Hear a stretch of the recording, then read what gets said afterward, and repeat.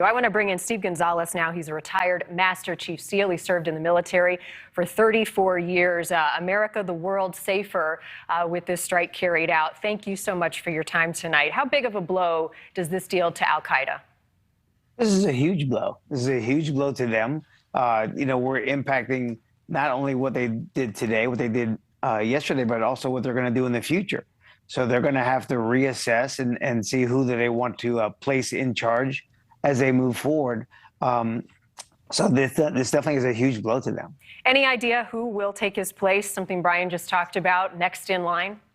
That's a huge question. Not that I'm prepared to answer, but it will definitely take a lot of consideration. That's something that we definitely need to find out, because I have questions as to how was he able to hide right there in Kabul. So that's definitely something that we need to have that ground truth intel, if you will, which is something that we'll desperately need, because they will not be afraid. This will put a little blow, let's put a little shock and awe to them, to use an old term that we have, but this isn't going to deter them.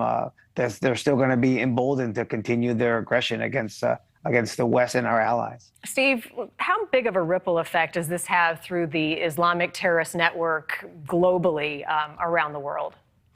This will have a huge effect, because this isn't just someone who was a low-level member. This wasn't someone who was a mid-level member. As some of your guests have pointed out, this individual had terror links dating all the way back to the assassination plot on Ammar Sadat.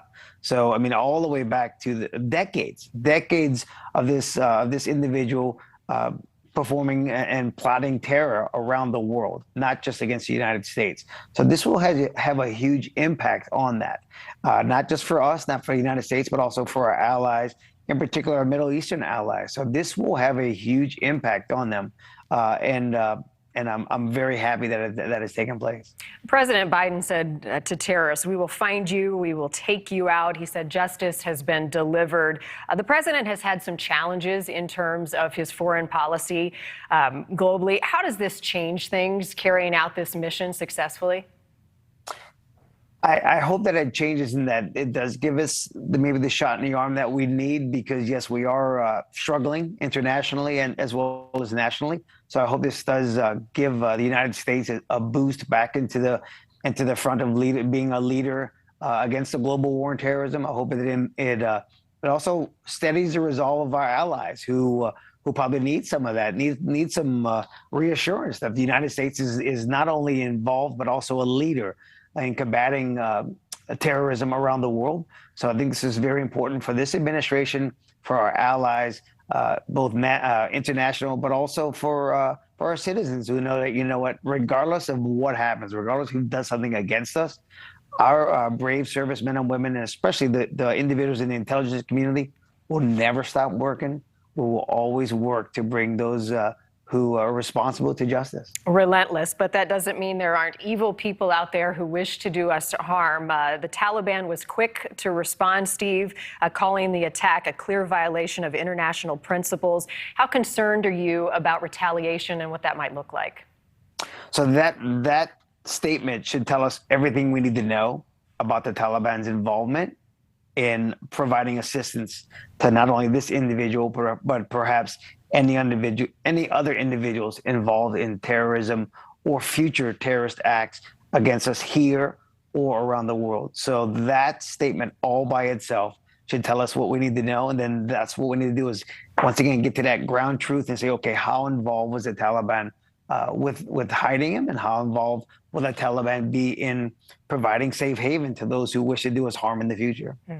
One expert, Steve, said earlier that a lot more needs to be done right now in Afghanistan. This was a targeted attack in Kabul, but what more do you want to see for global safety in terms of targeting Afghanistan and the terrorist networks that exist there? Yes, ma'am. I did multiple deployments all throughout different regions of Afghanistan, and I can tell you that the Taliban has its areas of interest all throughout there. They have its influence all throughout there. On every deployment, they were very involved. So I'm very, very interested in to see how well do we keep our eyes on Afghanistan. I know that we've removed our troops there, and we're taking the administration is taking pride in that, but really, you need to have individuals who are able to keep oversight and gather intel, gather the ground truth, because it's okay to do an airstrike here and there, but nothing beats good old-fashioned intel, and nothing beats the human intelligence sources. So I'm very concerned with Afghanistan, as well as some of the other nations who are providing safe havens to those who wish to do us harm. Yeah, America's military might on display. Talk about, if you will, Steve, for just a moment, the strategic intelligence of this type of drone strike, the precision of it, the president's words tonight, to carry out this mission. Yes, ma'am. So these drone strikes are very precise. While it did impact where he was staying, the damage that would go out from there can be very, very minute. So I would anticipate some false propaganda coming out on their end about how we just destroyed the whole city of Kabul or whatever. But it's pretty precise. I've seen those firsthand and done battle damage assessments afterwards. So it is a very unique munition. It's a very capable munition, a very capable capability that we have, and I'm glad that we utilize it, and we're able to remove this individual from our terror watch list. Successful. One last question for you, Steve. Some categorize this as the front line for American safety, our democracy, what we saw unfold over the last 24 hours. Would you agree with that assessment?